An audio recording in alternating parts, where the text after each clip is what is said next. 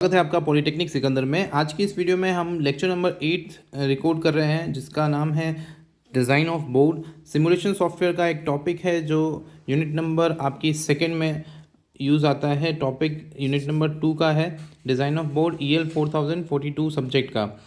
मैंने आप लोगों को यूनिट फर्स्ट ऑलरेडी कवर करा चुका हूँ।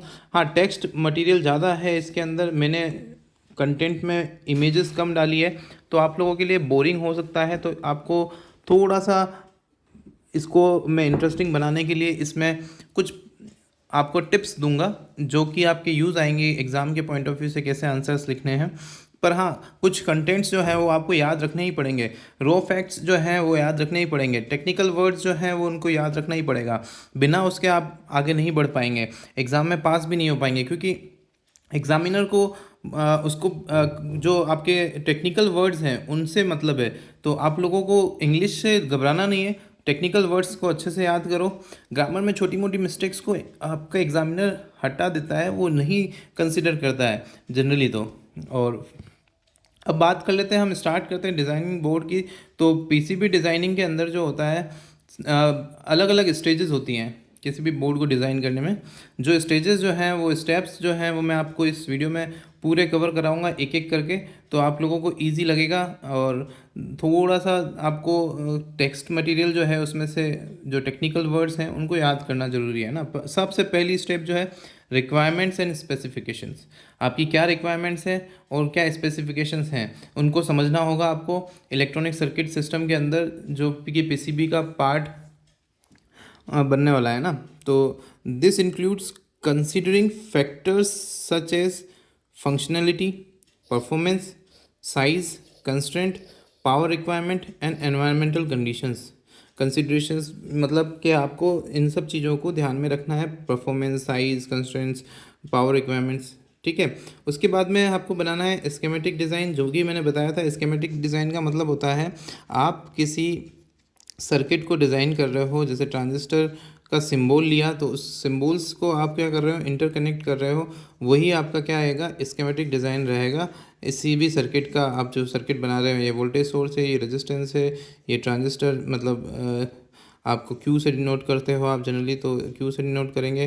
फिर यहाँ रजिस्टर लगाया, फिर यहाँ वोल्टेज सोर्स लगा दिया, फिर यहाँ ग्राउंड कर दिया। तो ये जो सर्किट है ये एक तरीके से स्कीमेटिक डिज़ाइन है।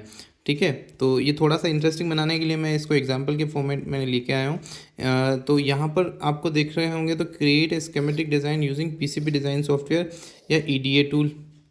ईडीए की फुल फॉर्म में पहले वाले यूनिट्स में बता चुका हूँ। आप अगर नहीं देखी है पहली यूनिट्स, तो आप सब जा करके उसको यूनिट्स को देखिए।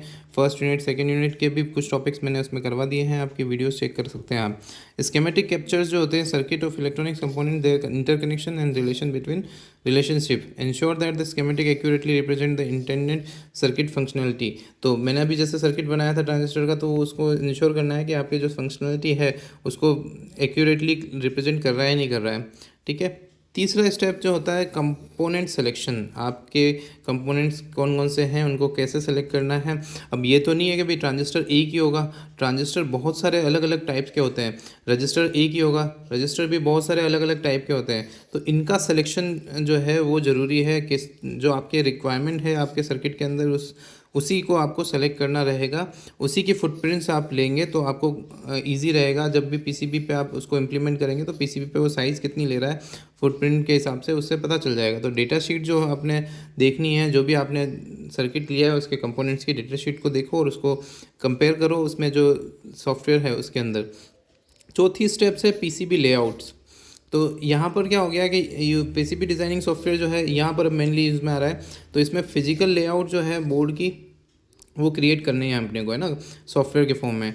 तो place the components in their desired location, जो भी आपको ज़रूरत है लोकेशन, उस जगह पर आपको उसको प्लेस करना है कंपोनेंट को। कुछ फैक्टर्स को कंसिडर करना है, जैसे सिग्नल इंटीग्रिटी होनी चाहिए, थर्मल मैनेजमेंट होना चाहिए कि कोई टेम्परेचर ज़्यादा दे रहा है कंपोनेंट तो उसके पास में नहीं लगाऊँ मैं।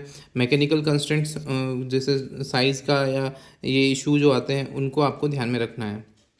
फिर आपको क्या करना है, रूट द इलेक्ट्रिक कनेक्शंस। जो भी आपके कंपोनेंट्स हैं उनके इलेक्ट्रिक कनेक्शंस को बना दो। कंपोनेंट के बीच में मैंने बताया था ट्रेसेस बनाते हैं अपन, जैसे ये एक होल यहाँ पर है, दूसरा होल यहाँ है, इसके बीच में ट्रेस बना रहे हैं अपन। तो ये जो कंपोनेंट के बीच में ट्रेस बना रहे हैं, इलेक्ट्रिकल कनेक्शन दे रहे हैं अपन उनको, ठीक है। इनमें भी अपने को कुछ चीज़ें ध्यान रखनी है, ठीक है। जैसे फॉर एग्जांपल इम्पीडेंस कंट्रोल ध्यान रखना है, सिग्नल इंटीग्रिटी ध्यान रखना है।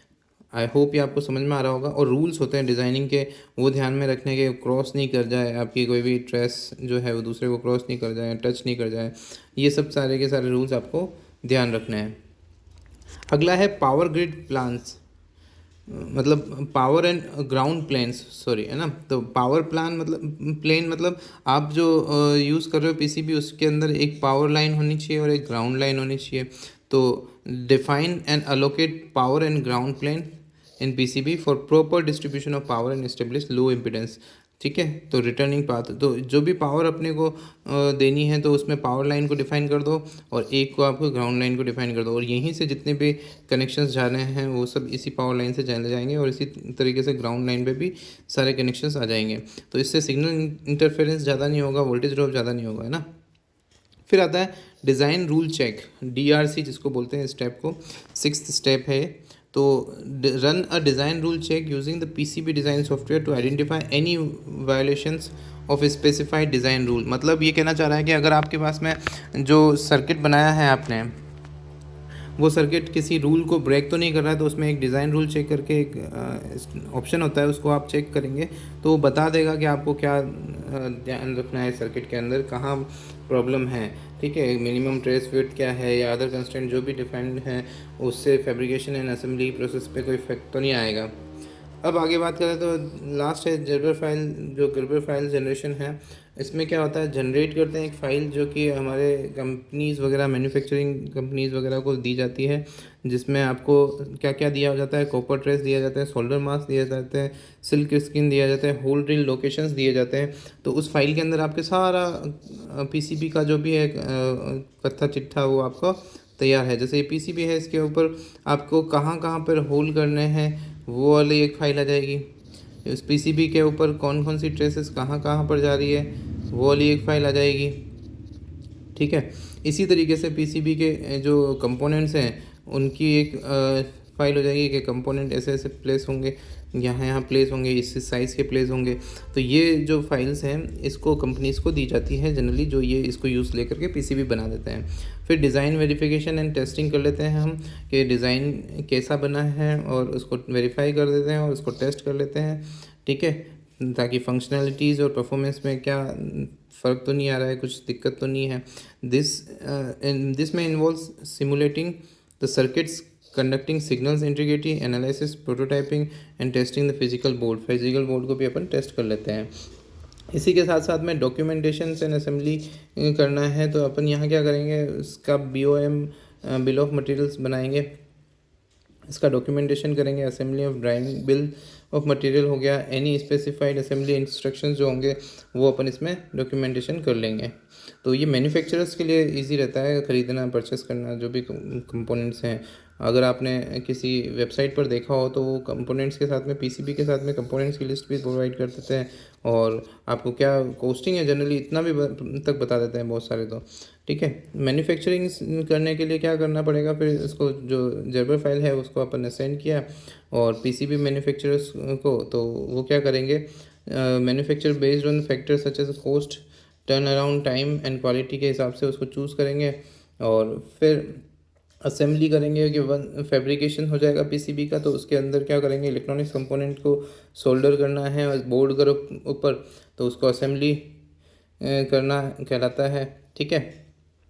ये मैनुअली भी करा सकते हैं अपन, किसी भी मजदूर को रख करके, ITI पास बंदा जो इसको सोल्डरिंग कर सकता है, तो वो मैनुअल भी हो सकते हैं, और असेंबली प्रोसेस ऑटोमेटिक भी होती है। बहुत सारी कंपनीज अपने ऑटोमेटिक असेंबली भी करवा देती है। टेस्टिंग एंड क्वालिटी कंट्रोल जो है, मैं इन सब के बारे में और डिटेल में अगर जानकारी दूंगा तो ये वीडियो बहुत लंबा हो जाएगा। टेस्टिंग की बात करें तो असेंबली होने के बाद में अपन उसका टेस्ट करते हैं, उसको इनपुट दे करके उसके आउटपुट को टेस्ट किया जाता है। लेकिन उससे पहले हमें सारे ट्रेसेस वगैरह चेक करने हैं, कोई शॉर्ट तो नहीं हो रहा है, वो सारे इंस्पेक्शंस अपने को देखने पड़ते हैं, कोई डिफेक्ट तो नहीं आया, कोई एरर तो नहीं है। वो देखने के बाद में हमारे पास में जो प्रोसेस है collaboration and effective communication with stakeholder such as electrical engineer and mechanical engineers and manufacturing is crucial to ensure the successful optimized PCB design। तो ये एक परफेक्ट स्टेप्स थी जिसमें हमने देखा कि कैसे हम एक पीसीबी डिज़ाइन को करते हैं पहले से लेकर के जो लास्ट 12वीं स्टेज तक हमने यहाँ पर देखी है। तो इसमें 12 स्टेज कुल हैं। इसमें से आपको कंटेंट को याद रखना है, बहुत ज़रूरी है। अगर आप हेडिंग्स भी याद रख लेंगे तो आपके लिए मोस्ट इम्पोर्टेंट हो जाएगा। तो आपको कुछ नहीं करना है, हेडिंग्स याद कर लीजिए और उन हेडिंग्स को अच्छे से अपनी कॉपी में 3-4 बार उतार लीजिए। 3-4 बार उतार लोगे तो आपको याद हो जाएगा और उसको हेडिंग्स के बेसिस पे आप अपना कंटेंट तैयार कर सकते हो और अपनी लैंग्वेज में भी तैयार कर सकते हो। और अगर मेरी वीडियो देख लोगे तो आप लोगों के माइंड में ये वर्ड्स याद हो जाएंगे। मैं वर्ड्स इसलिए ही बोलता हूँ ताकि आप लोगों को याद रहे। तो कुछ टेक्निकल वर्ड्स तो आपको याद करने ही पड़ेंगे। मिलते हैं अगले वीडियो में अगले टॉपिक के साथ में। तब तक के लिए अलविदा। Thank you.